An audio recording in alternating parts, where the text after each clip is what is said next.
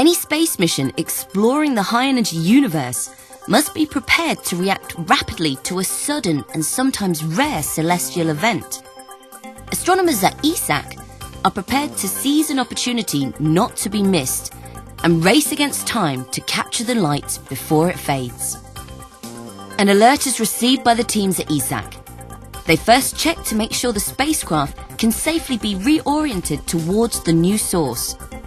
If the decision is made to make this special observation, the team must quickly start the process of reshuffling the planned program of observations. This series of new commands is then sent to ESA in Germany for transmission to the Space Observatory. Vast amounts of information about the hidden, high-energy universe lie within the precious data available from ESA. So what secret does this data hold? And have profound new discoveries been made? With eyes that peer into the most energetic phenomena in the cosmos, ESA's XMM Newton and integral space observatories have been setting records, discovering the unexpected, and helping to further our understanding of the unknown universe. In visible light, the star-forming region of the Orion Nebula is a beautiful cloud of gas and dust. When XMM Newton looked into this cloud, it discovered a huge area of extremely hot plasma revealed in X-rays. This was quite a surprise, this detection in the Orion Nebula, which was not expected.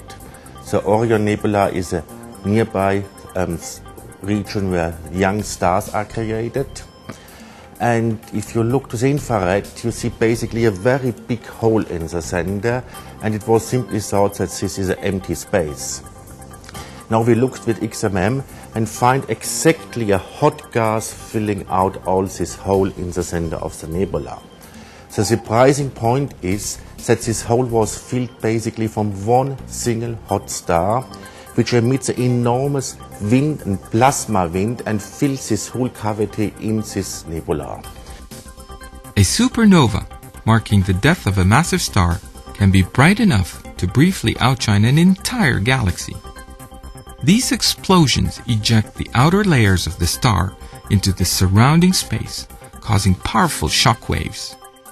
And with this supernova remnant, the people were able to determine the velocity of the shock front. And if you have the velocity and the distance, you can calculate back when the supernova explodes. And therefore we could prove that this supernova explodes about 186 after Jesus Christ.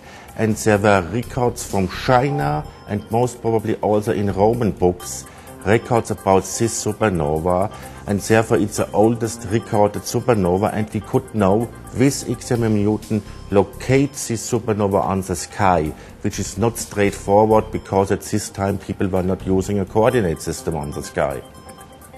XMM Newton made the first detection of two bright iron lines in the X-ray spectrum from a supermassive black hole lurking at the center of a distant active galaxy. X-rays are produced as matter is drawn onto the disk surrounding the black hole and from reflection by the disk material. By studying the varying brightness of the iron lines and that of the direct X-ray emission, astronomers observed a lag time between the variations. But it confirms basically this interpretation, because from the basic physics we expect the second line a factor about 20 weaker than the primary line which we saw before. Now we have both lines and get a unique view so completely near to a black hole. Using data from Integral, astronomers have identified a particular radioactive isotope of aluminium that is produced in massive stars and released into space by stellar winds or supernovae. And it's very interesting to astronomers studying massive stars, studying stars and supernovae, because it gives a completely independent measure of how many of these supernovae exist, and allow to determine that about every 50 years we should have a supernova in the galaxy, although we haven't seen anyone in several hundred years now by our optical telescopes. Integral's wide field of view can be used to study the entire region at the center of our galaxy at one time. This region, known as the galactic bulge, is rich in bright variable X-ray and gamma-ray sources. There, we have every time that we can observe this during the year, we have a program to go back there every 3 days, once per orbit, and take a sort of snapshot, several hours of observations, and see what is happening there. And the fascinating thing is it changes all the time. That's the thing about high-energy astronomy. You don't see the same sources all the time. You see sources appear, disappear. We even had one moment when all the known sources were off, and you started suddenly to pick up some very faint ones, which you had missed before. And otherwise, we see transients coming up. And this kind of information is then distributed from here and from our colleagues at the Integral Science Data Center to the world. And other observatories then often enough turn to these sources, follow up what they are doing, and add the information that we get from our monitoring. Supermassive black holes have been seen by Integral lurking in many galaxies. When galaxies closer to our own were searched, surprisingly few black holes were found. We would expect from other astronomical clues to see a certain number of such black holes, and the expectation was that, well, they may be a little bit enshrouded in gas, and so at lower energies, like with XMM, you would have maybe missed them, but once we turn integral on them, which peers through the gas and cloud, we would see them.